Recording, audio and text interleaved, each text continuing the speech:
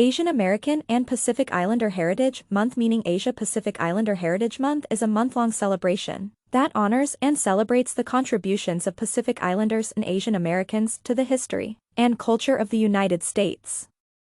In its broadest sense, the term Asian American and Pacific Islander, often abbreviated as AAPI, refers to a vast range of identities that includes persons with a background based in all of the Pacific Islands as well as all of Asia, including the countries of South and Southeast Asia. The phrase, Asian American, refers to a citizen or permanent resident of the United States who is of Asian origin or descent. Pacific Islander is a phrase that is used by many organizations, including the United States Census Bureau, to refer to persons who were either born on or trace their ancestry to a Pacific Ocean island or who had ancestors who were born on an island in the Pacific Ocean. Native Hawaiians, as well as persons of Samoan or Tongan origin, are examples of people who are descended from the Pacific Islands.